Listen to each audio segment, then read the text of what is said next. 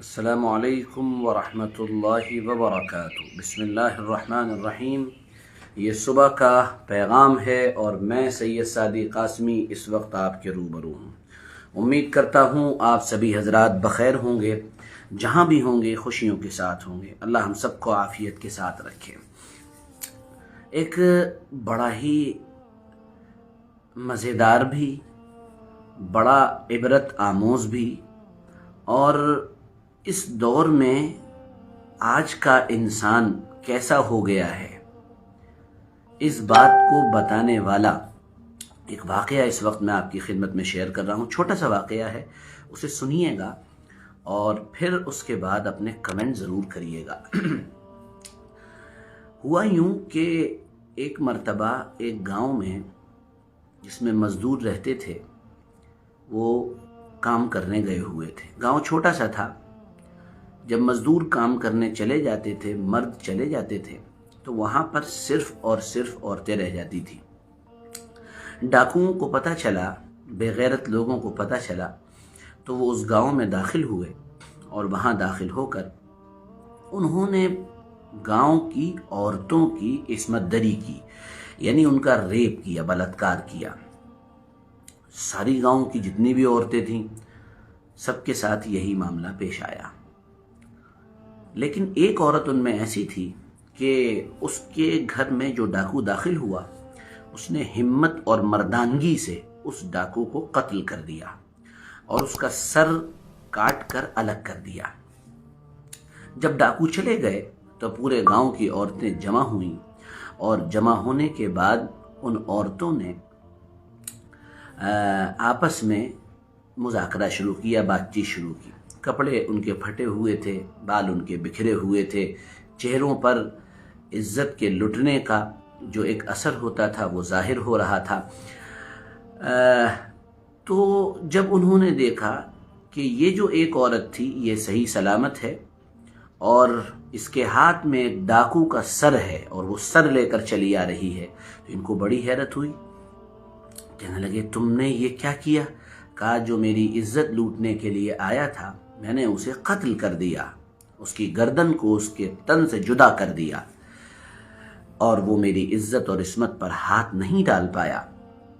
ان عورتوں کو بڑی حیرت ہوئی، اور ان عورتوں نے آپس میں پلاننگ بنائی کہ دیکھو، اگر شام کو جب ہمارے شوہر واپس آئیں گے اور ان کو یہ ساری باتیں پتہ چلیں گی، تو ان کو یہ بھی پتہ چلے گا کہ گاؤں کی ایک عورت اتنی ہمت والی تھی کہ اس نے اپنی عزت اور اپنی عفت اور اپنی حیا اور پاک دامنی کو بچانے کے لیے مقابلہ کیا اور سامنے والے کی گردن کاٹ دی۔ تو ہمارے شوہر یقینی طور پر ہم سے بھی سوال کریں گے کہ تم لوگوں نے ایسا کیوں نہیں کیا؟ تم لوگوں نے اتنی جلدی سرنڈر کیوں کر دیا؟ تم لوگوں نے کیوں اتنی جلدی ہار مان لی؟ جس کا نتیجہ یہ ہوگا کہ ہم اپنے شوہروں کی نگاہ میں برے بن جائیں گے، خراق بن جائیں گے، اور ان کی نگاہ میں ہماری عزت نہیں رہے گی۔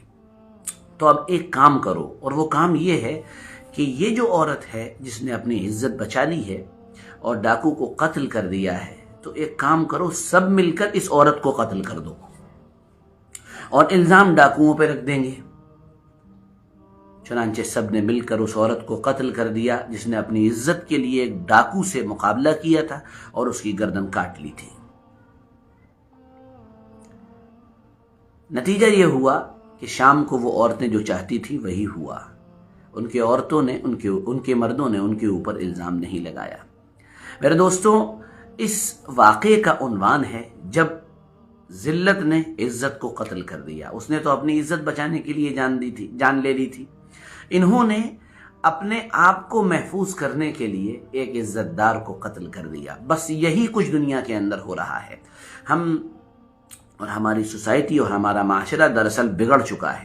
آج کے جتنے بھی اس طرح کے لوگ ہیں، خاص کر اس وقت تو سیاست کا میدان گرم ہے، اس وقت اکثر و بیشتر جتنے لوگ ہیں ان کی مثال ایسی ہی ہے کہ وہ خود گندے ہیں، خود خراب ہیں، خود کرپٹڈ ہیں، خود ان کی کوئی عزت نہیں ہے، معاشرے میں ان کا کوئی مقام نہیں ہے۔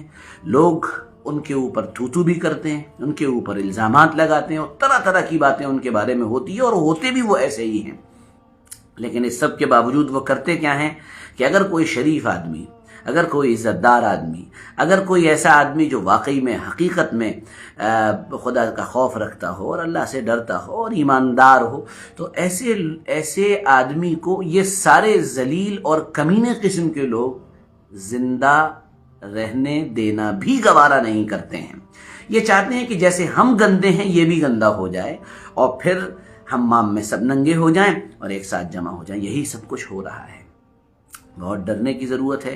جیسے خود جھوٹے ہیں ویسے دوسروں کو جھوٹا سمجھتے ہیں، جیسے خود برے ہیں ویسے دوسروں کو برا سمجھتے ہیں، اور مقصد صرف یہ بن گیا ہے، اس کے علاوہ کوئی اور مقصد نہیں ہے کہ ہم دوسروں کی برائی کر کے، دوسروں کو برا بنا کر ہم ایسے بن جائیں، یہ بھی برے ہیں ہم بھی برے ہیں، یہ بھی خراب ہیں ہم بھی خراب ہیں، یہ بھی کرپٹڈ ہیں ہم بھی کرپٹڈ ہیں، انہوں نے بھی گھوٹالے کیے ہیں ہم نے بھی گھوٹالے کیے ہیں۔ یہ اس طرح ہی بنانا چاہتے ہیں۔ اگر کوئی ایماندار آدمی چاہے کہ وہ اس الیکشن میں کھڑا ہو تو یہ چاہتے ہیں کہ اس کے اوپر اتنے الزامات لگاؤ کہ تاکہ لوگ اس پر اعتماد کرنا بند کر دیں، اور صرف اعتماد کرنا بند نہ کریں بلکہ یہ کہیں کہ جھوٹا تو یہ بولنے والا بھی ہے، اور یہ جو بیچارہ ایماندار کھڑا ہوا ہے جسے ہم ایماندار سمجھ رہے تھے یہ بھی ایماندار نہیں، یہ بھی جھوٹا ہی ہے، یہ بھی خراب ہی ہے۔ تو اس بات کو سمجھنے کی ضرورت ہے، اور خاص کر اس واقعے کو سمجھنے کی ضرورت ہے۔ آپ کو یہ واقعہ اور میرا آج کا پیغام کیسا لگا ضرور بتائیے گا، اس کو شیئر کرنا نہ بھولیے گا، اور ساتھ میں ہمیں فالو کرنا نہ بھولیے گا۔